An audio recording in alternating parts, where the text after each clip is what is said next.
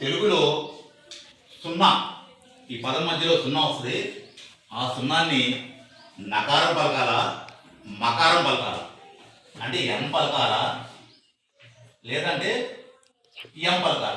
నకారం లేదా మకారం ఈ రెండిట్లో ఏదో ఒకటి మనం సున్నా పలకాలి. నకారం అండ్ మకారం, ఎన్న ఎమ్మ.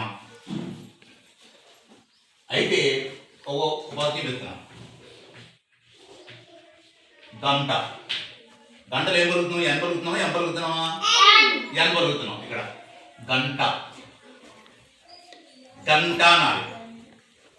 అదే గంప ఇక్కడ పలుకుతాం మనం ఎం పలుకుతున్నాం.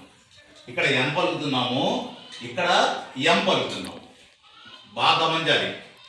ఎన్ పలకాల, ఎం పలకాల. ఇక్కడ గంట అంటున్నాం, ఇక్కడ గంప అంటున్నాం. నకారం, ఇక్కడ మకారం. ఈ పదాలు ఏంటంటే ఫర్ ఎగ్జాంపుల్ ఈ కా అక్షరం నుంచి మొదలెట్టి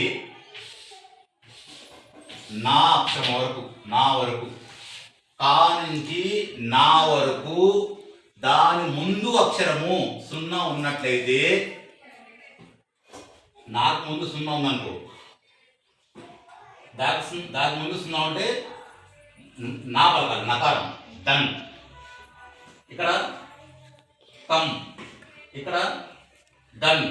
ఇలా ఈ అక్షరానికి ముందు, ఈ అక్షరాలకు ముందు సున్నా సున్నా ఉంటే నకారం పలకాలి.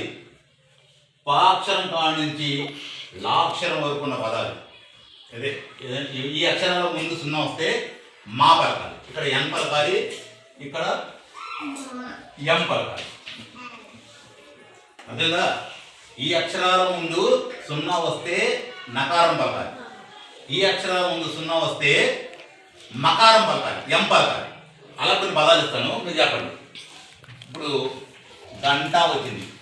ఈ టా ముందు సున్నా, టా టా అక్షరం ముందు సున్నా వచ్చింది. టా ఎక్కడ ఉంది? దీంట్లో పైగా ఉందా, దీంట్లో ఉందా?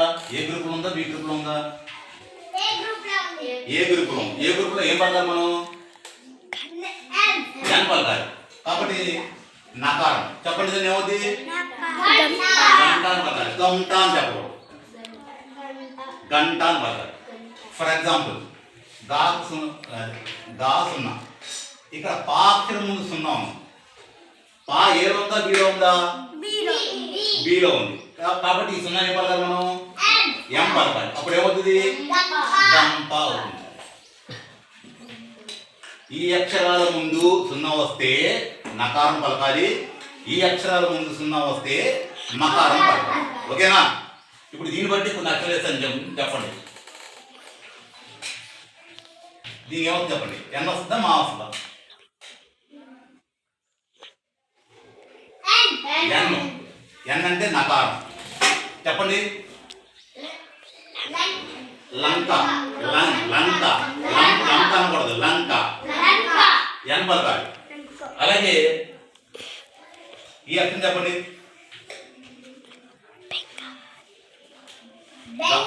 గా ఎక్కడ ఉంది? ఏలో ఉందా, బీలో ఉందా? ఏలో ఉంది కాబట్టి ఎన్ని పలకాలి? ఎన్ పలకాలి, నకారం పలకాలి. అప్పుడు ఏమవుతుంది? బెంగ. బెంగ అనకూడదు, బెంగ. అలాగే కంచె. దీని చెప్పండి. చాకు ముందు, చా ముందు సున్నా వచ్చింది. చా ఎక్కడ ఉంది మనకి? ఈ అక్షరంలో ఉంది, ఈ బాక్స్ ఉంది. కాబట్టి నకారం పలకాలి, ఎన్. చెప్పండి.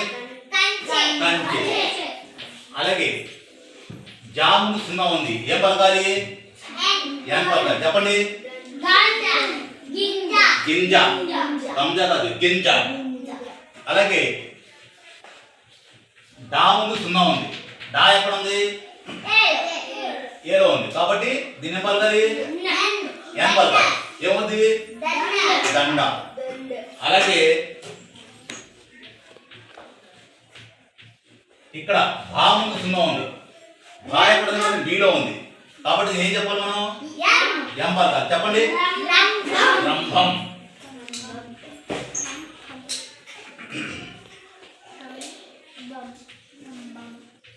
యా ముందు సున్నా ఉంది. ఎం. ఇది మా చదవాలి. సంయనం. ఇంకోటి శా ముందు సున్నా ఉంది, దీన్ని ఏం పలకాలి? ఎమ్. చెప్పండి. శతాంశం. హా ముందు సున్నా ఉంది, ఏం పలకాలి? ఎం పలకాలి. చెప్పండి. సింహం. అలాగే సా ముందు సున్నా ఉంది, ఏం పలకాలి? సా ఎక్కడ బి గ్రూప్ లో ఉంది, బి గ్రూప్ ఉంది కాబట్టి ఎం పలకాలి. ఇలా ఈ సున్నా తెలిసిన ఇప్పుడు ఆ అక్షరం ముందు ఏ గ్రూప్ లో ఉన్న అక్షరం ముందు అయితే ఎన్ పెట్టాలి, అలాగే బి గ్రూప్ అక్షరం ముందు అయితే ఎం పలకాలి, ఎం పలకాలి. అందుకని ఇక్కడ గంట అయింది, గంట, తర్వాత లంక, బెంగ, కంచన్, అలాగే గింజ, అన్న గింజ, దండ. ఇక్కడ వచ్చేటప్పటికి బి గ్రూప్ ఉంది కాబట్టి రంభం, సంయనం, సంయనం, శతాంశం, అమ్మ. ఇక్కడ సింహం, ఇక్కడ వచ్చేటప్పుడు హంస. తెలిసిందా? ఏ గ్రూప్ వచ్చేటప్పటికి నకారం, బి గ్రూప్ లో వచ్చే అక్షరం, ఆ అక్షరం ముందు సున్నా ఉంటే, నాకు ముందు సున్నా ఉందనుకో అప్పుడు ఎన్ పలకాలి, వాకు ముందు సున్నా ఉందనుకో ఎం పలకాలి. ఏ అక్షరానికి ముందు సున్నా ఉందో ఆ అక్షరం ముందు నకారం కానీ మకారం కానీ పలకాలి. ఏ గ్రూపులో ఉంటే నకారం పలకాలి, అలాగే బి గ్రూపులో ఉంటే మకారం పలకాలి.